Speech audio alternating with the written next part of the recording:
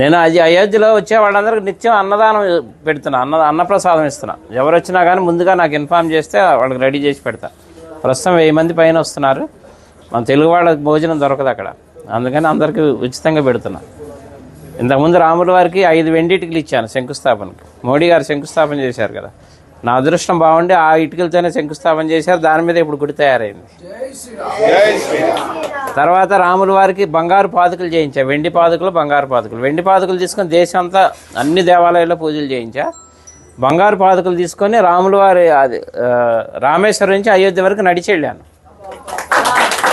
అది కూడా రాముల వారు నడిచిన దారిలో వెళ్ళా, డైరెక్ట్ వెళ్ళిపోకుండా వెళ్ళి ఇప్పుడు అక్కడే స్థిరనివాసం ఉంటున్నాను. తర్వాత ఇప్పుడు ధనుసు చేయించా 14 కిలోలు. రాముల వారి వనవాసం 14 సంవత్సరాలు, అందుకని 14 కిలోలు చేసా. కిలో బంగారం, 13 కిలోలు వెండి. ఇది రాముల వారికి కోదండరాముడికి వచ్చే చేతిలో ఉంటుంది, ఫస్ట్ ఫ్లోర్లో వచ్చే రాముల వారి చేతిలో. ఇప్పుడు నా మిస్సెస్ అక్కడే ఉంది అయోధ్యలోనే, నిత్యం అన్నప్రసాదం ఆమె చూసుకుంటుంది అక్కడ. వచ్చి చెన్నై అండి, జిఆర్టీ వాళ్ళు చేశారు. అలాగే నేను ఒక పెద్ద గుడి కడుతున్నా అయోధ్యలో. అంటే రాముల వారి గుడి ఉందిగా ఇంకెందుకు అనుకుంటారేమో. నేను పెట్టేది వంశవృక్షం. బ్రహ్మ దగ్గర నుంచి లవకుశుల తర్వాత కూడా 20 మంది ఉన్నారు, ఇంకా మొత్తం 64 మంది. తర్వాత సీతమ్మ వారి వంశం, చంద్రవంశం, సూర్యవంశం, చంద్రవంశం, మొత్తం 450 విగ్రహాలు వస్తాయి. అంటే రాముల వారి వంశంతో పాటు రాముల వారికి అనుబంధం ఉన్న ఎవరెవరు ప్రముఖ వ్యక్తులు, మహా ఋషులు ఉన్నారు కదా, సప్త ఋషులు, వాళ్ళకి ఎవరెవరు సాంగత్యం ఉందో అందరి విగ్రహాలు పెట్టిస్తున్నా. ఎందుకంటే మన ముందు తరాలు వాళ్ళకి తెలియాలి రాముల వారి వంశవృక్షం అంతా. అందుకని శాశ్వతంగా ఉండాలని పెద్ద స్థలం కూడా తీసుకున్నా, ఒక 5 ఎకరాలు అక్కడ పెడుతున్నాను. 5 సంవత్సరాల ప్రాజెక్ట్, అది రెడీ చేస్తున్నా. అలాగే ఇప్పుడు అయోధ్యలో అంటే మన తెలుగు వాళ్ళ తరఫున నేనేం పని చేసినా తెలుగు వాళ్ళ తరఫున చేస్తాను. అయోధ్యలో వాల్మీకి ఎయిర్పోర్టు, ఇక నేను వెళ్తూ వస్తూ పోతూ ఉంటాను కాబట్టి 2-3 సార్లు చూశాను, కానీ నాకు ఎందుకో లోటుగా అనిపించింది. అక్కడ ఒక విగ్రహం పెట్టిద్దామని గవర్నమెంట్ని అప్రోచ్ అయితే పర్మిషన్ ఇచ్చారు, సెంట్రల్ గవర్నమెంట్. 16 అడుగుల వాల్మీకి విగ్రహం పెడుతున్నాను. ఆ విగ్రహం కూడా రెడీ అయిపోతుంది ఇప్పుడు. అది కూడా ఎవరన్నా సహకరించినా కానీ తీసుకుంటున్నా.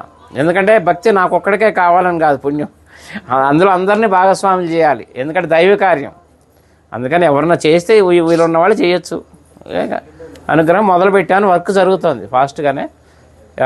మార్చి ఏప్రిల్లో విగ్రహ ప్రతిష్టాపన అయోధ్యలో.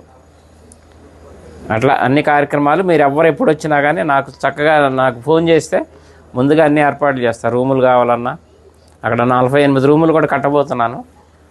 వచ్చేవాళ్ళు ఇప్పుడు ఉన్నాయి, ప్రస్తుతానికి 4-5 ఆశ్రమాలు తీసుకున్నాను, మన హ్యాండ్ ఓవర్లో ఉన్నాయి. ఎవరు వచ్చినా అకామిడేషన్ అది ఏర్పాటు చేస్తారు అయోధ్యలో. నా నంబర్ కూడా నోట్ చేసుకోండి, 9550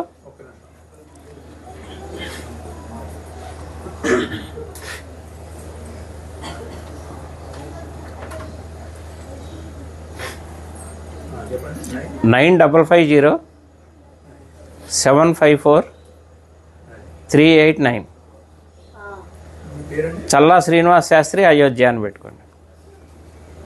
ఇంకా నేను ఉండబోయేది అక్కడే, హైదరాబాదే మాది కానీ మణికొండ, కానీ ప్రస్తుతం ఇంకా షిఫ్ట్ అయిపోయినాం అక్కడే ఉండి వచ్చే భక్తులకి సహాయం చేద్దామని అక్కడే ఉంటున్నాయి. ఇంకా రామ భక్తులకి సేవ చేసుకునే భాగ్యం ఇప్పించాడు రాముల వారు నాకు. ఎందుకంటే నిన్నే బాలరాముడు ప్రతిష్ట నిన్నే 1 year. అందుకే మా ఆవిడ అక్కడ ప్రసాదాలు తయారు చేసి మాకు అవకాశం ఇచ్చారు. ఇప్పుడు 6 రోజులు మొత్తం లోపల ప్రసాదాలు పంచే అవకాశం కూడా ఇచ్చారు. నిన్న మొదలైంది కార్యక్రమం, అందరికీ వినియోగిస్తున్నాం. 9550-754-389. చల్లా శ్రీనివాస్ శాస్త్రి అయోధ్య. ఓకేనా? ఎవరు ఏ టైంలో చేసినా కానీ నేను అందుబాటులో ఉంటాను.